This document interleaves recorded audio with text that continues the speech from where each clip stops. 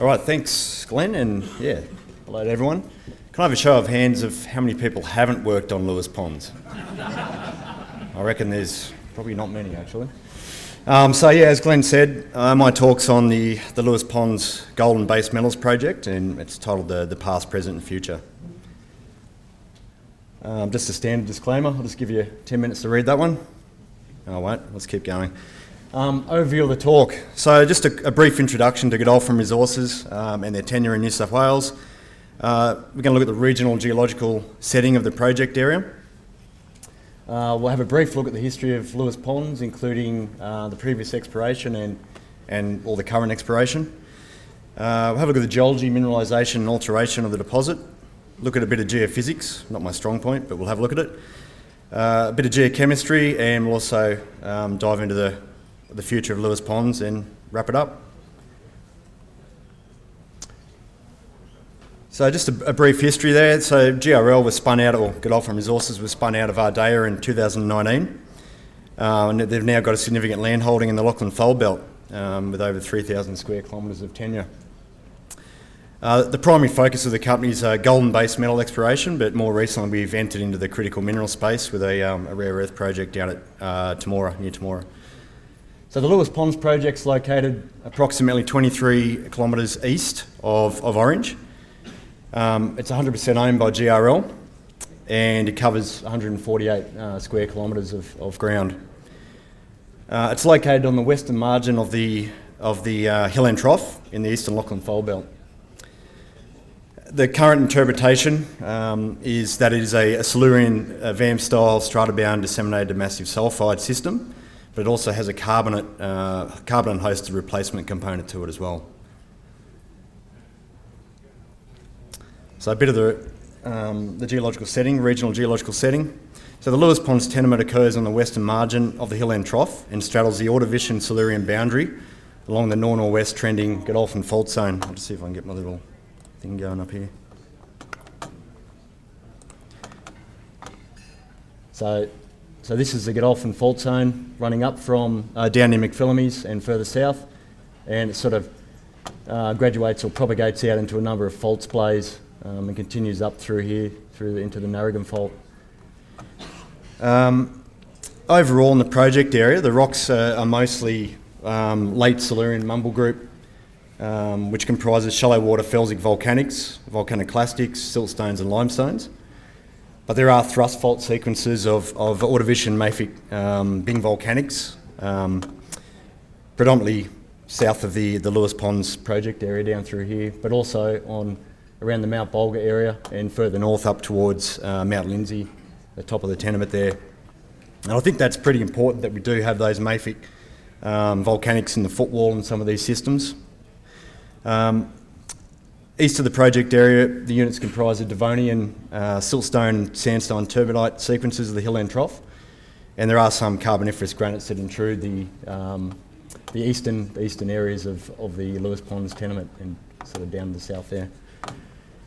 So back to the mafic volcanics, there's a number of VAM-style mineralisation occurrences in the Lewis Ponds project area, and they commonly have a faulted contact with the Ordovician mafics in the footwall. And I'm pretty sure this is not a coincidence because those splay faults that tend to propagate off the Godolphin Fault tend to be large listric faults, so fairly deep in nature, and they do tap into the fertile metal-rich Ordovician basement, and that's pretty evident at places like Mount Lindsay and Mount Bulga and even Isley down to the south here. So the early history. So the region's got a long history of gold exploration or gold discoveries. So Ophir's only 10 kilometres down the road. It was hosted in Devonian turbidite sequences. It's basically lode gold or reef gold. But soon after the base metal mining happened, they started to discover gossans in the Silurian rocks surrounding the area, and they started mining commenced around the Lewis Ponds and Bing areas in the late 1800s, probably 1880s, 1890s. The historical production at Lewis Ponds took place from 1884 and sort of finished up in the 1920s. The Spices Mine and Tom's Mine were the main operating mines at Lewis Ponds, and they were operated via shafts and drives. Historic production was reported at the Spices mine of approximately 6,000 tonnes of ore at 6.7% lead and 187 grams per tonne silver. It's pretty important to note that Lewis Ponds was always noted as a big silver producer, not a base metal mine. And that's actually looking across the old smelter site and the main shaft, and that's still the equipment and all the infrastructure's gone now, but the slag heap and the smelter site's still there today. Just a bit of the past exploration history. So modern exploration commenced at Lewis Ponds in the 1960s. There were numerous companies holding tenure across the prospect all the way up until the 1990s. So work was conducted the work that was conducted was predominantly mapping, rock chipping, geophysics such as IP, and there's a bit of limited drilling. I think it was around 8,000 metres done up till the 1990s. So there wasn't a lot of exploration work done at the actual Lewis Ponds resource area. All the early exploration basically failed to identify any significant extensions to the mineralisation at Lewis Ponds. There are probably many reasons for it, but one of them is probably because they were just drilling too shallow. And that all changed in 1992 when Troy Origin intersected significant broad mineralisation in drill hole TLPD12, which is shown in the section on the right there. This was named the Spices lode or main lode. I'll probably refer to one or the other of those. I'm sorry if it gets a bit confusing, but this intersection was reported at 91 metres at 2.3 grams per tonne gold, 79 grams per tonne silver, and 5.5% lead and zinc combined. And important to note, this intersection was 427 metres downhole, which probably explains the poor drilling results from the previous years. So a bit of the recent exploration, or the present, what's been happening. So Troy Min merged with Heron Resources in 2014, and so they had control of the Lewis Ponds tenement. And then not long after, Ardea was spun out of Heron, and they commenced further sort of resource definition drilling along the Lewis Ponds area. In 2019, they announced a revised indicated and inferred resource of what you see up there, and you'll notice that it's quite a substantial amount. There's a reason for that. The resource estimate was split into two parts. They had an open pit resource and an underground resource, and each of those had different cut-off values to define the resource. I think they used a really low zinc equivalent cut-off grades of 1% for the open cut and 3% zinc equivalent for the underground, so hence the bulked out numbers there in that resource.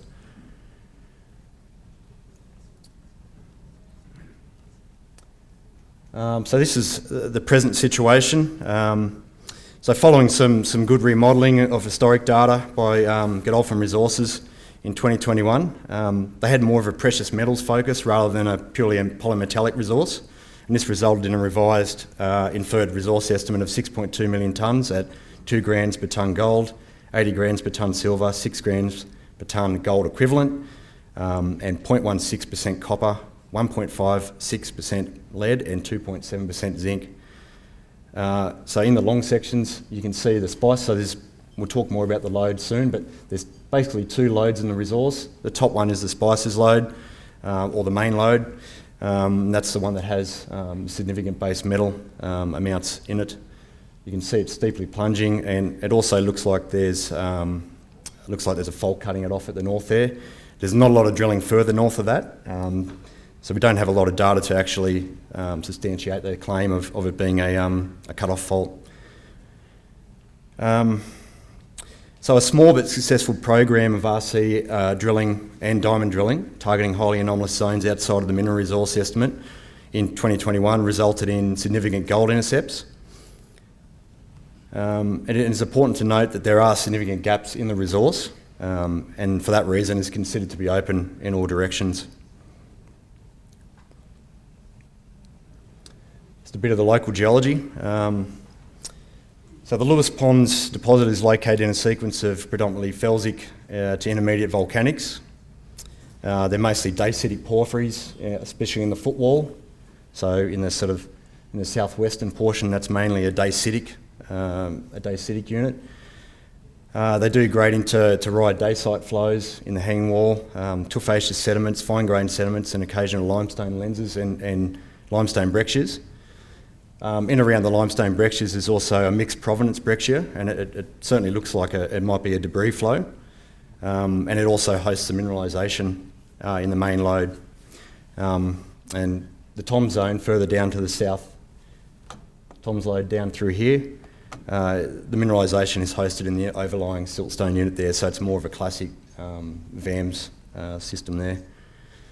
The Lewis Pond deposit, structurally the Lewis Pond deposit is located in a complex structural zone. It's got a regional northwest plunging syncline. In the vicinity of the deposit, the rock package has undergone significant deformation and it's tightly folded along the northwest trending axis, subparallel to the dominant north-northwest striking thrust faults. Overall, the deposit dips steeply to the east. In other words, it's a typical Silurian VAM system that's just been absolutely smashed. Okay, so a little bit of mineralisation. So as I said before, it's interpreted to be a volcanic associated massive sulphide deposit formed at or near the seafloor. There's definitely evidence of a carbonate hosted replacement component to the mineralisation, primarily in the main zone. The two main zones used in the resource calculation, as I alluded to before, are Spice's main, which is the main lode, and Tom's lode. So the Spice's lode, which is the one in the yellow, it consists of three steeply dipping, northeast dipping subparallel sets of strata-bound semi-massive to massive sulphide lenses, and they contain pyrite, sphalerite, galena plus or minus chalcopyrite. Each lens averages between 5 to 15 metres wide.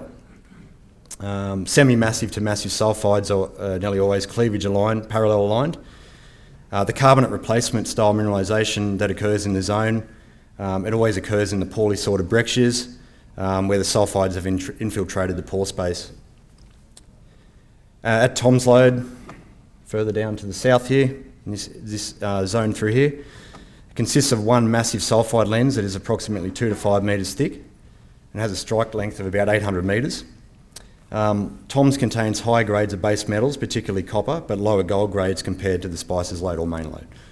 This zone in the past has been interpreted to be the copper-rich feeder zone in the footwall of the system due to the vertical zonation of metals from the footwall to the hanging wall. There is evidence of a... move that around. I've just got to turn something off here. There's also evidence of late quartz vein sulphides associated with a D1 deformation event, most likely the Taberabran event.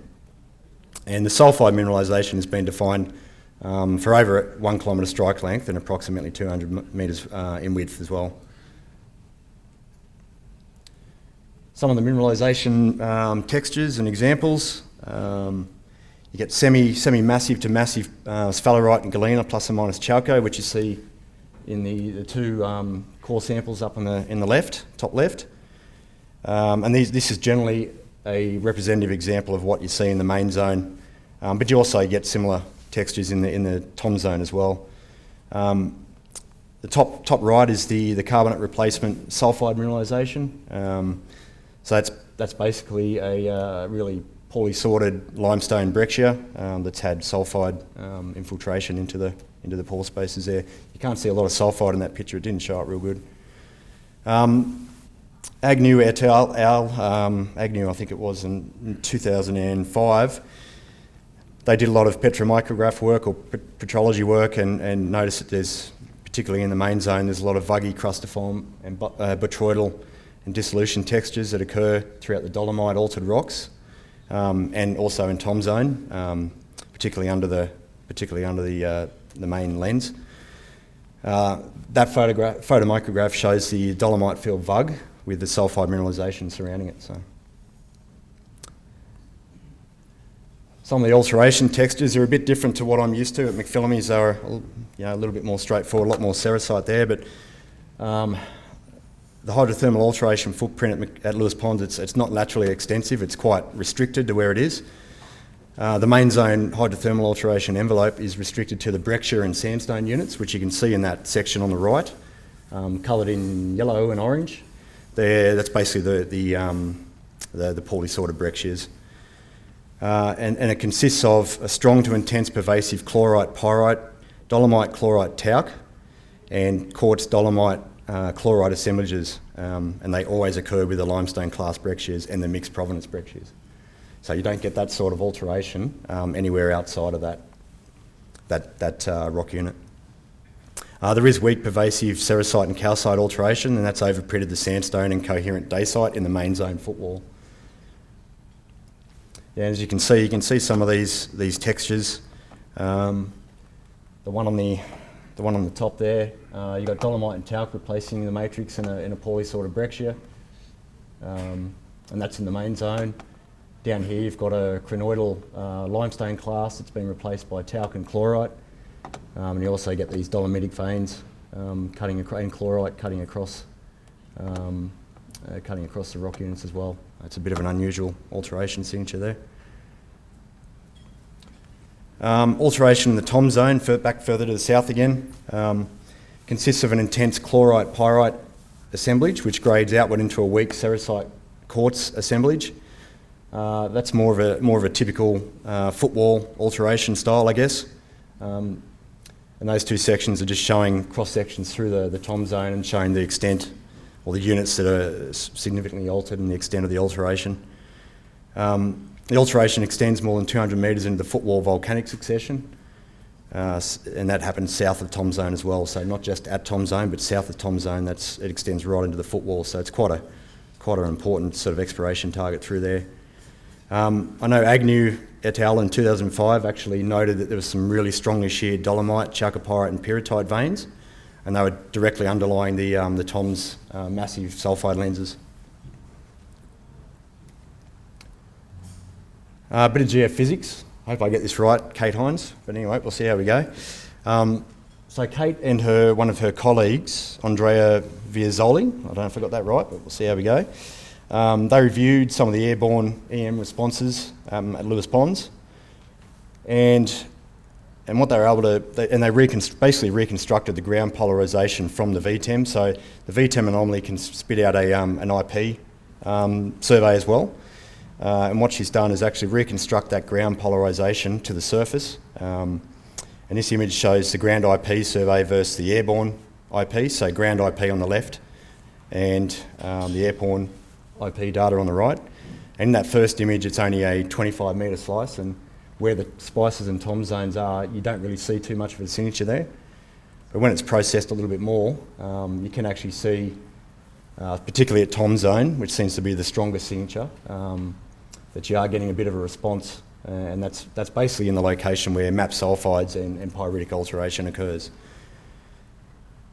But Kate assured me that it's probably not the best data to use. Stick to your normal ground IP, not aero VTEM IP. But from the VTEM surveys, we did get a really strange linear negative VTEM response at Lewis Ponds. You can't quite see it under that oblique, of that longer circle, but under there is a really strong negative response. And it actually lines up really well with a northern response, which really hasn't been tested. So we need to do a bit more work there and try and understand exactly what we're looking at there. The Lewis Ponds deposit situated on a magnetic low, which is pretty normal for a VAM system. It has a low to moderate radiometrics response, but a high potassium response actually occurs adjacent in the footwall copper zone. I don't have that image up there. Also, historic and recent downhole EM survey work has shown to be super effective exploration method out at Lewis Ponds, obviously targeting those massive to semi-massive to massive sulphide lenses.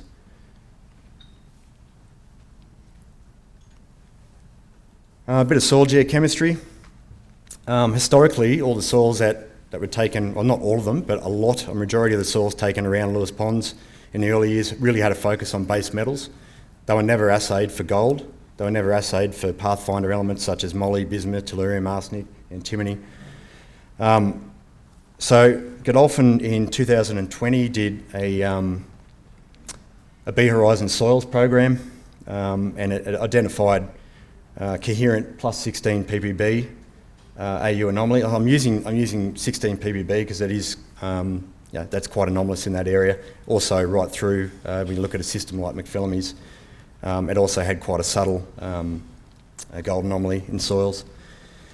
So it had peaks of 2 ppm. The soils program had peaks of over 2 ppm, and this 16 plus 16 ppb anomaly extended for over 1.2 kilometres and over 200 metres in width.